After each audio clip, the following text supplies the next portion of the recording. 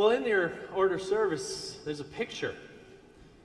It's a picture of a hospital. And come up here, Woody. This hospital is in Africa. Imagine if you're a child in Africa.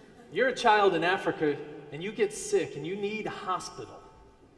What do you have to do? You probably have to walk a long way. You might even have to walk 5, 10 miles. You know how far that is? That's like from here to White Rock Lake and back. Just on foot, even if you were sick. For us, if we get sick and need a hospital, we just probably get in the car and drive 5 minutes. And we go get help.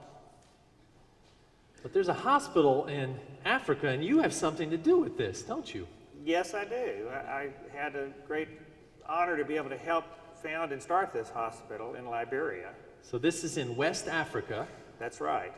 A place we hear about on the news a lot now because of this terrible disease called Ebola that is afflicting the people there.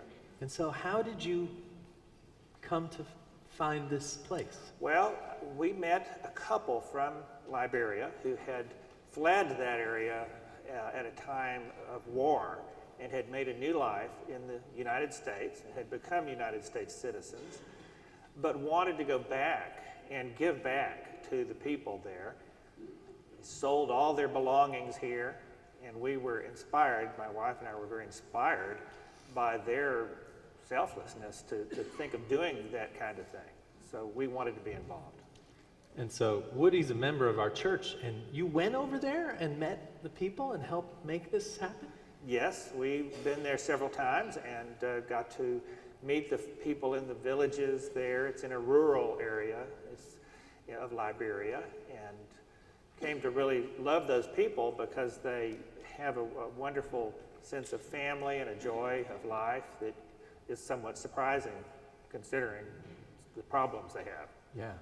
So Ebola was in the news because we had a case here from a person from Liberia, and we were worried about that. You must be worried about the people around this hospital.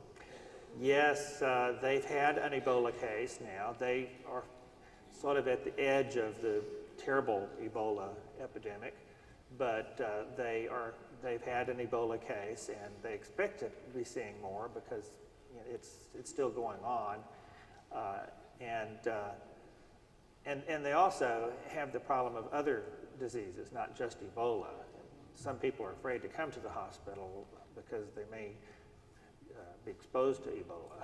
Okay, so there's a kind of a health crisis building up. There really is. Yeah. So we're going to give you an opportunity to make a difference in the hospital that Woody founded. And that is to ask you, if you want to put this on your Thanksgiving table. We, at Thanksgiving, say, what are we grateful for? And one thing we know this year is that we're grateful for the health that we have and the health care that we have. And so we're asking you to bring this to whatever Thanksgiving table you might be at, and to ask your guests to express their gratitude by maybe giving something to this hospital. And we're going to collect that money next week and hopefully host. You're going to write a check, not bring us coins, and we're going to collect it, and then we're going to help pay for a big shipment of medicine, right? That's right. We have a large shipment of medications packed up and ready to go.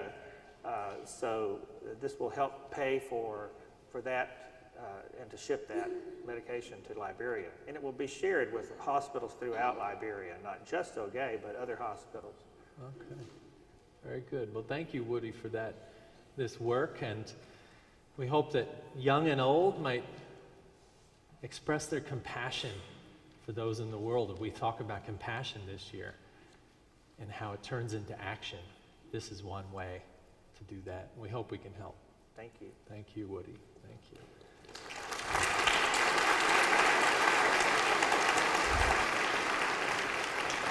He gave a thumbs up in the front row.